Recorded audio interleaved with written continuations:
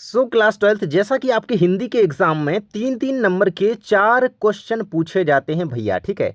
4 question में क्या क्या होता है, एक में कवि परिचय हो गया, एक में लेखक परिचय हो गया, एक में रचनात्मक लेखन जिसमें आपका संवाद लेखन हो सकता है, विज्ञापन लेखन हो सकता है, या फिर आपका अन्य एक लेखन हो सकता है। ठीक है। और आपतित बोध से एक क्वेश्चन होता है। ठीक है। आपके टोटल 4 क्वेश्चन आते हैं भैया 3-3 नंबर के। आपके 12 मार्क्स आपके एग्जाम में ये कवर करते हैं। ठीक है। ध्यानपूर्वक इस वीडियो को देख लेना, बिकॉज जो कवि लेखक परिचय के नंबर है ना, बिल्कुल मैं कह रहा हूँ पक्का हो जाएंगे। और रचनात्मक लेखन में किन बातों का ध्यान रखना है, कैसे आपको इसका आंसर लिखना है, और आपतित बोध के कौन कौन से इंपॉर्टेंट क्वेश्चन हैं वो मैं आपको बताने वाला हूँ। और मैं कह रहा हूँ ना कि 12 नंबर का तुम बढ़िया तरीके से करके आओगे, इसलिए इस वीडियो को ध्यान से देख लेना, है ना, क्योंकि 12 नंबर छोटी चीज़ नहीं है। ठीक है। और पिछला वीडियो देख लेना जिसमें मैंने आपके सारे के सारे, है ना, पूरी कृतिका, सॉरी कृतिका नहीं, ये 10th क्लास की बात हो गई, पूरी आरोह और आपकी जो वितान है ना, ठीक है, आरोह के क्वेश्चन आंसर कंप्लीट करवा दिए, फुल आरोह बुक के केवल। ठीक है। गद्य खंड काव्य खंड पूरे के पूरे क्वेश्चन मोस्ट इंपोर्टेंट टॉप 50 बताए थे। ठीक है। जाकर के वो वीडियो देख लेना, प्ले लिस्ट में वीडियो मिल जाएगा। ठीक है। चेक कर लेना। ठीक है। देखो, हम कर रहे हैं आपके कवि परिचय से स्टार्ट। ठीक है भाई। कवि परिचय में जो कि 3 नंबर में आपका एक क्वेश्चन आता है कवि परिचय का। ठीक है। कवि परिचय का स्वरूप कैसा होना चाहिए, रचनाएं लिखनी होती हैं आपको तो उसका 1 नंबर आपको मिलता है। भाव पक्ष कला पक्ष लिखते हैं तो 1 नंबर उसका मिल जाता है। साहित्य में स्थान का 1 नंबर, यानी कि टोटल भैया 3 नंबर का ये क्वेश्चन होता है, तो ये चीज के एक एक नंबर। ठीक है। अब लिखना कैसे है, इंपॉर्टेंट किसका है, देखो, हरिवंश राय बच्चन साहब का सबसे ज्यादा इंपॉर्टेंट कह रहा हूं मैं यार एग्जाम के लिए। ठीक है। बिल्कुल से करके रखो।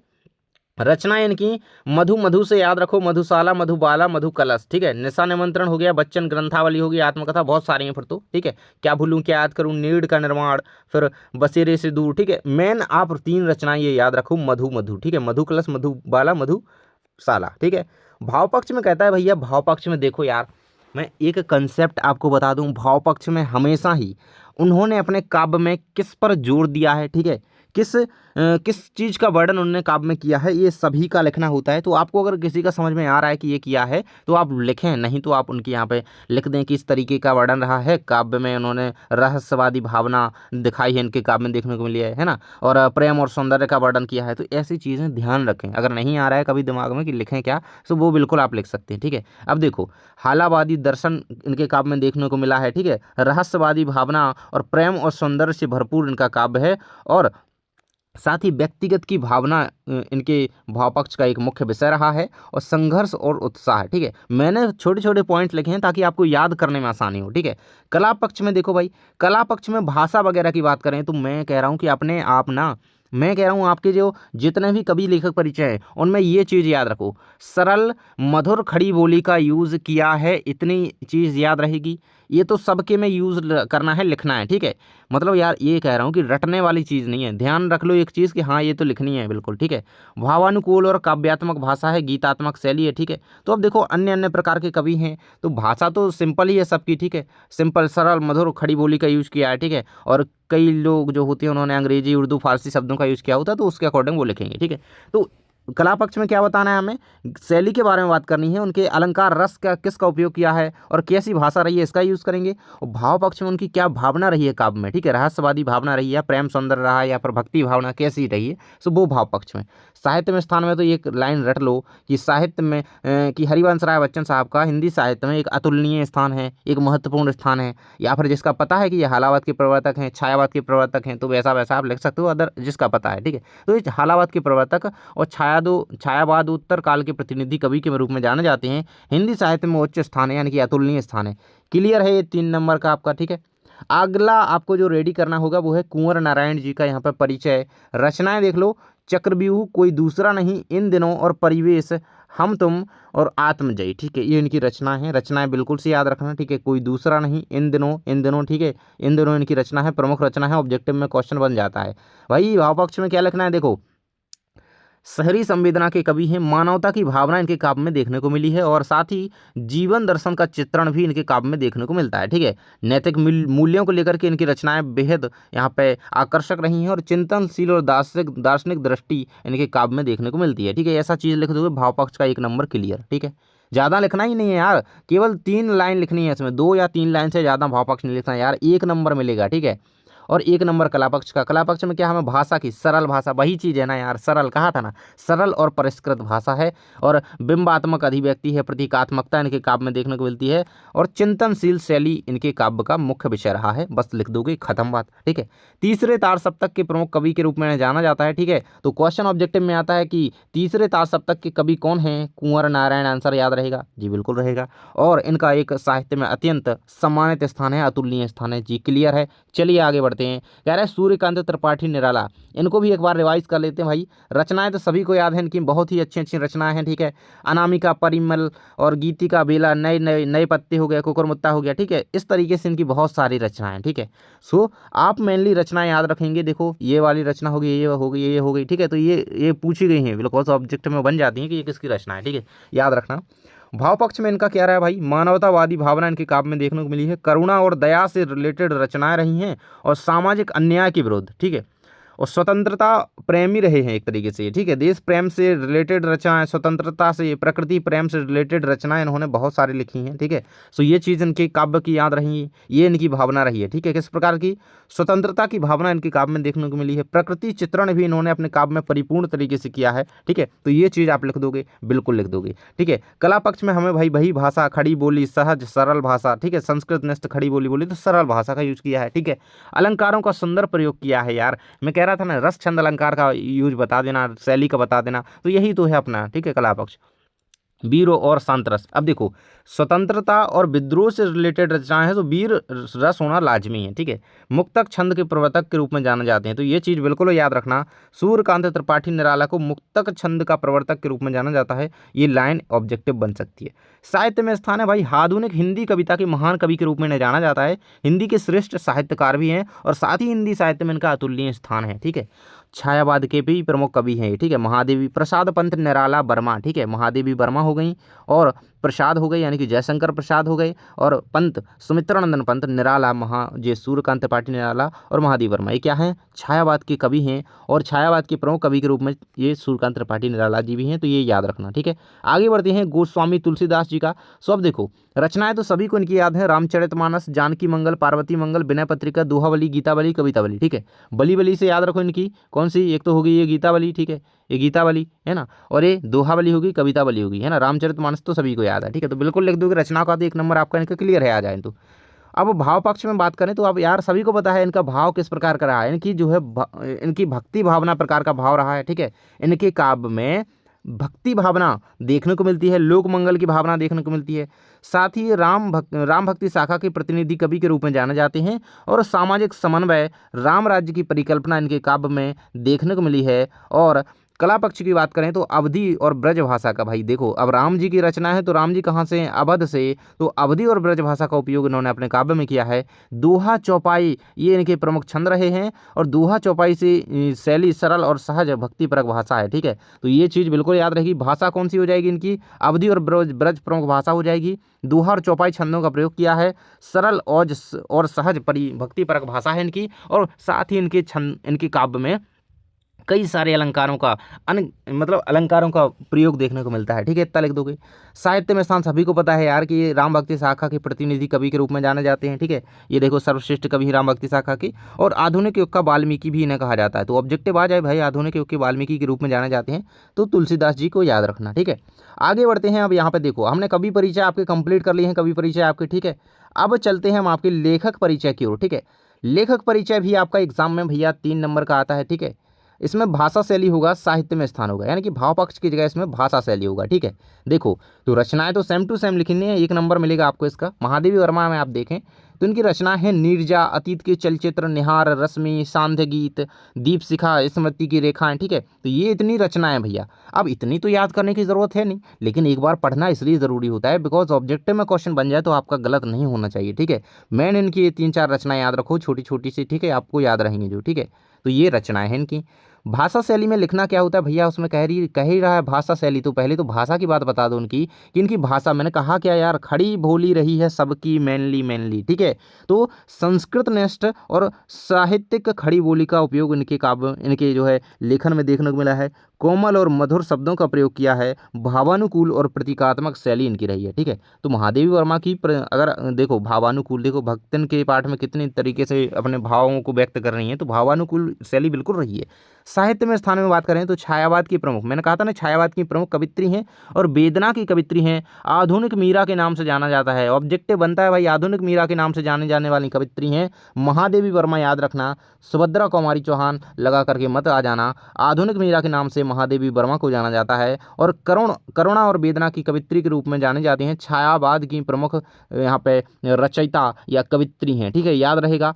अगला है आपका फणीश्वर नाथ रेणु। ठीक है, इनको भी देख लेते हैं। यहाँ पे देखो इनकी कुछ रचनाएं हैं। यहाँ पे मेला आंचल हो गया, है ना, परिकथा हो गया, जुलूस हो गया, ठुमरी हो गया। ठीक है, तो इस तरीके से इनकी रचना है काफ़ी सारी।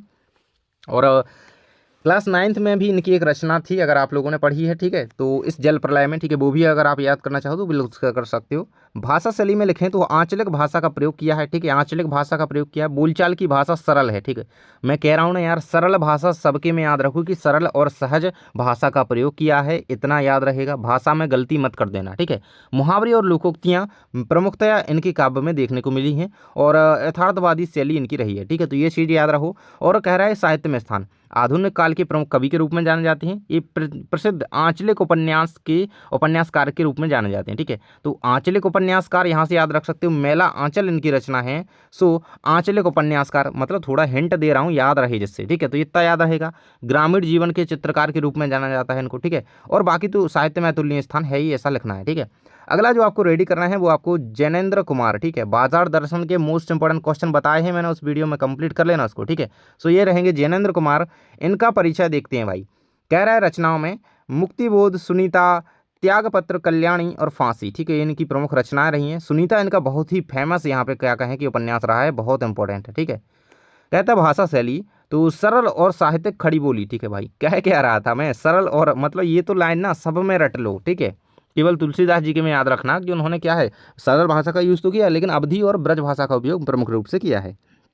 ठीक है, और मनोवैज्ञानिक भावों का अनुकूल भाषा में विश्लेषणात्मक शैली रही है, निबंधात्मक शैली, बिकॉज ये जैनेन्द्र कुमार जी क्या हैं, प्रमुख निबंधकार हैं। ठीक है, तो निबंधात्मक शैली भी रही है। यहाँ पे वर्णनात्मक शैली कर सकते हो। ठीक है, विशेषणात्मक शैली कर सकते हो। ठीक है, साहित्य में स्थान में कह रहा है मनोवैज्ञानिक उपन्यासकार रहे हैं और नई कहानी आंदोलन के प्रमुख स्तंभ भी के रूप में इन्हें जाना जाता है और हिंदी साहित्य में इनका अतुलनीय स्थान है, ये तो याद रखो। कह रहा है हजारी प्रसाद द्विवेदी। ठीक है, बहुत इंपॉर्टेंट है, बहुत इंपॉर्टेंट है इस साल के लिए। ठीक है, देखो रचनाएं इनकी प्रमुख हैं, अशोक के फूल, कल्पलता, कुर्ज, बाणभट्ट की आत्मकथा, पुनर्नवा, ये प्रमुख रचनाएं हैं इनकी, प्रमुख रचना है। ठीक है, बाणभट्ट की आत्मकथा किसकी रचना है, अशोक, यहाँ पे हजारी प्रसाद द्विवेदी, बिल्कुल से याद रखना, ये सारी रचनाएं इंपॉर्टेंट हैं। ठीक है, कह रहा है संस्कृत निष्ठ परिष्कृत भाषा। ठीक है, एक तरीके से सरल भाषा ही, संस्कृत निष्ठ परिष्कृत भाषा, सरल एवं सहज भाषा का यूज इन्होंने किया है। विद्वतापूर्ण शब्दावली इनकी रही है, ललित निबंधात्मक शैली रही है, व्याख्यात्मक और विश्लेषणात्मक शैली। ठीक है, तो लगभग कहें तो हजारी प्रसाद द्विवेदी हो गई और जैनेन्द्र कुमार हो गई, दोनों की शैली विश्लेषणात्मक और निबंधात्मक शैली रही है। ठीक है, तो ये चीज़ बिल्कुल से दोनों में याद रखना। ठीक है, साहित्य में स्थान में बात करें तो हिंदी के महान आलोचक के रूप में इन्हें जाना जाता है। ठीक है, ललित निबंध के श्रेष्ठ लेखक के रूप में हजारी प्रसाद द्विवेदी को जाना जाता है, ये ऑब्जेक्टिव बनता है। ठीक है, ललित निबंध के श्रेष्ठ लेखक कौन हैं, है ना, तो वो हैं ललित निबंधकार के रूप में, ललित निबंधकार के लेखकों के रूप में हजारी प्रसाद द्विवेदी जी को जाना जाता है। ये चीज़ याद रहेगी, ये बिल्कुल रहेगी। चलिए आगे बढ़ते हैं। आपका यहाँ पर रचनात्मक लेखन में सबसे पहले भाव पल्लवन हो गया, संवाद लेखन हो गया और विज्ञापन लेखन, ये 3 नंबर का कोई एक आपके एग्जाम में आ सकता है। ठीक है, सो अब भाव पल्लवन की बात करें तो कौन कौन से टॉपिक इंपॉर्टेंट हैं और कितने शब्दों में इसको लिखना चाहिए, मैं आपको प्रेफर करूंगा आपको 40 से 50 शब्दों में इसका आंसर लिखना चाहिए। ठीक है, मैं आपको शॉर्ट फॉर्म में बता रहा हूँ बिकॉज आप थोड़ा समझ जाएंगे ना यार। भाव पल्लवन तो आप पे बन जाएगा यार, 12th क्लास में आ चुके हैं, आपको गलती नहीं करनी है। निबंध लिखते हो ना जैसे, मतलब जितना सारा उस चीज़ के बारे में आता है ना, अब ये भाव पल्लवन है तो इसको ज़्यादा खींचना नहीं है लंबा, सीधी बात ये है। ठीक है, उसका अर्थ बताते हुए उसके बारे में थोड़ा लिखना होता है। ठीक है, देखो धर्म के मूल में पार्थक्य नहीं है। ठीक है, ये उतना ज़्यादा इंपॉर्टेंट नहीं है लेकिन फिर भी ये यहाँ पर दिया गया है। तो ये इसका अर्थ है कि सभी धर्मों का आधार एक ही है, सत्य, अहिंसा, मानवता। ठीक है, तो ये हर एक धर्म में यहाँ पे इस चीज़ की बात की गई है। ठीक है, अगला कह रहा है कि मन के हारे हार है, मन के जीते जीत, क्वेश्चन इंपॉर्टेंट है, ये कर लेना भाव पल्लवन में। ठीक है, देखो सफलता और विफलता हमारी मानसिक स्थिति पर। ठीक है, मन के हारे मतलब मन से अगर आपने हार गए तो हार है, और मन से अगर आप जीते हो तो बिल्कुल आपकी जीत है। ठीक है, तो मन का मतलब आपकी जो मानसिक स्थिति है ना, आप जो अपने आप में सोचते हो, ठीक है, तो वही है। यदि आप व्यक्ति मन से हार मान लेता है तो वह कभी जीत नहीं सकता, और यदि संकल्प कर ले तो विपरीत परिस्थितियों में भी वह जीत जाता है। कह रहा है दूर के ढोल सुहावने होते हैं, इंपॉर्टेंट है। नेक्स्ट है परहित सरस धर्म नहीं भाई, ये भी इंपॉर्टेंट है, ठीक है, ये दोनों अच्छे से देख लेना, ठीक है। परहित मतलब दूसरों का, ठीक है, परहित पर मतलब पराये का हित, पराओं पराओं की भलाई, ठीक है। सरस धर्म नहीं भाई, मतलब परहित पराओं की भलाई से बड़ा कोई धर्म नहीं है, ठीक है, दूसरों की भलाई से बड़ा कोई धर्म नहीं है। परोपकार ही मनुष्य का सबसे बड़ा कर्तव्य और पुण्य है, ठीक है, तो ये चीज़ आपको यहाँ पर थोड़ी समझानी होगी। अगला कह रहे हैं दूर के ढोल सुहावने होती है, मतलब यार दूर से चीज़ें अच्छी लगती हैं क्योंकि उनमें कमियां नज़र नहीं आती, ठीक है, जब उनके समीप जाते हैं तब उनकी कठिनाइयों और यथार्थ का पता चलता है। ऐसे ही ढोल हैं भाई, दूर बजे तो अच्छे लगते हैं, पास बजे तो भाई कान पक जाते हैं, ठीक है। अगला बात कह रहा है आवश्यकता ही आविष्कार की जननी है और बैर क्रोध का अचार या मुरब्बा है, ईश्वर किसी विशेष धर्म या जाति का नहीं होता। तो ये कुछ इंपॉर्टेंट टॉपिक हैं अन्य आपके लिए, ठीक है। चरित्र सबसे बड़ा धन है, ठीक है, तो ये कुछ अन्य टॉपिक हैं भाव पल्लवन के लिए, इनको देख लेना, ठीक है। अन्य दो और दिए गए हैं, अज्ञान सर्वत्र आदमी को पछाड़ता है, अब पछताए हुए का जब चिड़िया चुग गई खेत, ठीक है, तो सभी लोगों को इनके थोड़े थोड़े अर्थ तो पता है, आसानी से आप इनको एक बार अच्छी तरीके से रीड करिए और अच्छी से पढ़ करके जाइएगा। आगे आता है आपके एग्जाम में संवाद लेखन, ठीक है, ये रचनात्मक लेखन में ही है, 3 नंबर का ये भी आ सकता है, ठीक है, अगर भाव पल्लवन नहीं आया है उसके अथवा में आ सकता है, ठीक है। तो देखो, विलंब से कक्षा में पहुंचने पर छात्र और शिक्षक के बीच संवाद, ठीक है, ये तो वैसे आप आसानी से लिख दोगे, ठीक है। नॉर्मल सा कन्वर्सेशन लिखना होता है, कोई ज़्यादा अच्छे शब्दों का यूज़ नहीं करना। आप जैसे शिक्षक से बात करते हो और वो आपको जैसे भी जवाब देते हैं आपको वो चीज़ लिखनी है भाई, है ना, कोई इसमें भाई रटने की ज़रूरत है नहीं, ये तो सब पे बन जाएगा मुझे पता है, ठीक है। अब छात्र भाई आप पहुँचे लेट से पहुँचे तो छात्र सबसे पहले अब भाई श्रीमान क्या मैं अंदर आ सकता हूँ, है ना। और शिक्षक, अब देखो सर, सर जैसे शब्दों का यूज मत करना इसमें, ठीक है, नहीं तो यहाँ पे देखो आप कहा जा सकता है क्योंकि हिंदी का पेपर है, ठीक है, तो ऐसे शब्द ना लिखें, आप श्रीमान ऐसे लिख सकते हैं, ठीक है ना। तो ऐसे लिखें, तुम आज फिर से देर से आए, क्या कारण है, ठीक है, कारण क्या है इसका, ठीक है, कारण तो पूछेंगे, क्षमा करें सर बस खराब हो गई थी, ठीक है, तो तबीयत खराब हो गई थी, इस तरीके से लिख सकते हो, या फिर बस खराब हो गई थी, कुछ भी खराब हो गया था जिस कारण से लेट हो गया, थोड़ा साइकिल खराब हो गई थी या कुछ भी, ठीक है। अगला आपका आ जाता है यहाँ पे कि क्रिकेट के खेल विषय पर दो मित्रों के बीच संवाद, भाई क्रिकेट में तो तुम अपने दोस्त से लगे रहोगे घंटों, क्योंकि अभी आने वाला है क्या वो, है ना, चल रहा रहेगा, बिल्कुल से लगे रहोगे, ठीक है। तो ये इसमें तो सभी लोग लिख देंगे, है ना, लड़के लड़कियां सब लिख देंगे, ठीक है, सबको पता है। कहता है बढ़ती हुई कीमतों पर भाई, अब महंगाई से तो सब लोग परेशान हैं यार, आप भी परेशान हो, है ना, मम्मी लोगों के बीच की बातचीत आप तो लिख ही सकते हो यार, है ना। तो ये यहाँ पे महिलाओं के बीच क्या लिखना है, संवाद लिखना है, किस तरीके से यहाँ पे बातचीत होती है, भाई सब्जी के दाम बढ़ रहे हैं, आसमान छू रहे हैं, हाँ यार सही कह रहे हो, घर का बजट संभालना मुश्किल हो गया है, बाकी ऐसी चीज़ें आप आसानी से यार नॉर्मल चीज़ें लिखनी होती हैं जो कि हम जो कैजुअली हम बोलते हैं, ना कि हम इसमें कोई रटने वाली चीज़ है ना समझने वाली है ना, तो ये नहीं है। बाकी हम जो नॉर्मली कहते हैं एक दूसरे से वही चीज़ है। स्वास्थ्य लाभ कर रहे रोगी और डॉक्टर के बीच संबंध संवाद भाई, तो ये तो अच्छी तरीके से आप लिख दोगे, ठीक है।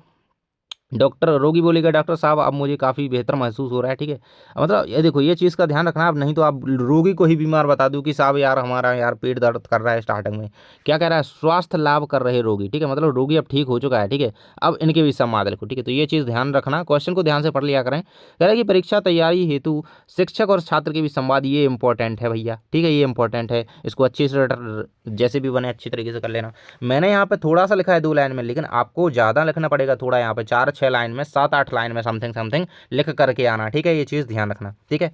कन्वर्सेशन इतना तो होना चाहिए कि हाँ समझ में आए कि बातचीत हुई है ना, नहीं तो आपने किसी से पूछा और बस जवाब दे दिया, ये क्या कन्वर्सेशन है ना, मतलब वो तो बात ही हो गई केवल एक छोटी सी। कह रहा है मोबाइल के उपयोग पर विषय पर दो मित्रों के बीच संवाद, ठीक है ना, तो ये बिल्कुल सही है, ठीक है, ये बिल्कुल सही है और इम्पोर्टेंट है।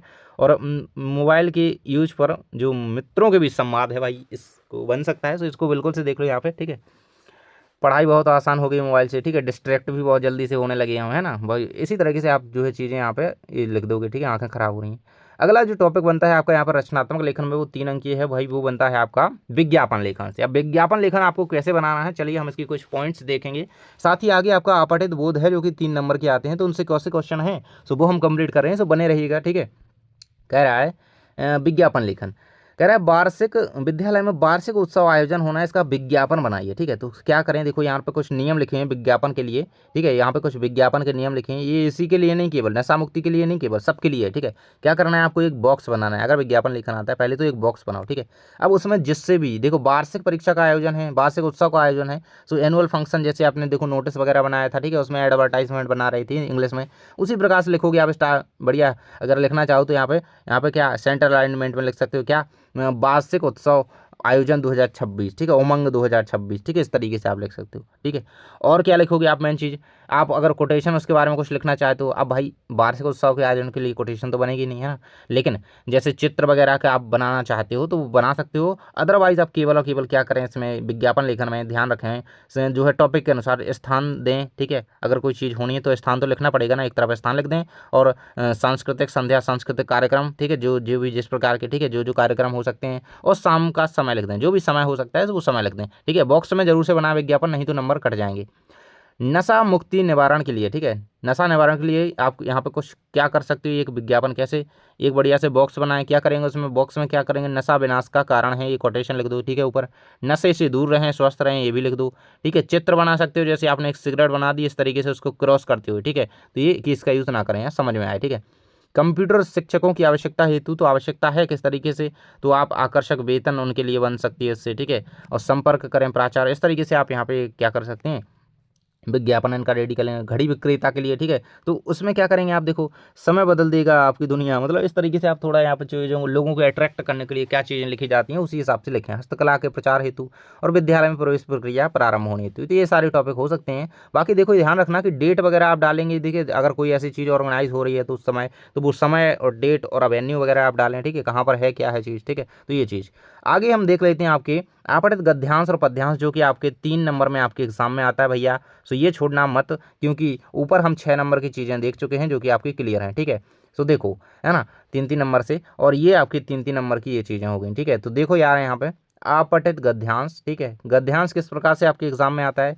अब कभी भी गद्यांश आपके सामने हो, आपको एक रूल तो पता है ना कि आपको कभी भी क्वेश्चन यहाँ पे पहले गद्यांश को पढ़ने नहीं बैठ जाना है, ठीक है। आपको क्या करना है, सीधे क्वेश्चन पे चले जाना है। देखो उपर्युक्त गद्यांश का शीर्षक लिखिए। अब भाई शीर्षक तो तभी पता चलेगा जब इसको पढ़ेंगे, ठीक है। तो आप आगे बढ़ते हैं, अनमोल क्या है, गद्यांश का संक्षिप्त सारांश भी लिखिए, ठीक है। तो हमने सारे क्वेश्चन पढ़ लिए, अब हम चलेंगे कहाँ, अपने जो है अपना गद्यांश की ओर, ठीक है।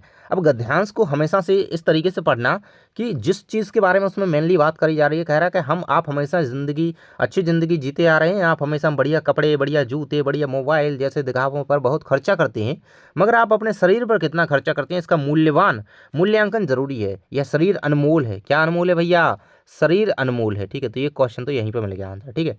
तो क्या है भैया, अनमोल, शरीर है अनमोल, ठीक है। ऐसे ही आंसर उसमें मिल जाते हैं। अब मेनली देखो हम समझ गए इसमें कि बात किसके बारे में है, देखो, है ना, बाकी तो बात आम जिंदगी के बारे में है, लेकिन यहाँ पे देखो जोर किस पे दिया जा रहा है कि क्या आप शरीर को लेकर के यहाँ पर सीरियस हैं, शरीर के लिए कितना खर्चा कर रहे हैं, है ना, क्योंकि शरीर अनमोल है। तो समझ गए यार कि अनमोल शरीर के बारे में बात है, या स्वास्थ्य ही धन है इसका शीर्षक हो सकता है, या अनमोल शरीर इसका शीर्षक हो सकता है, ठीक है।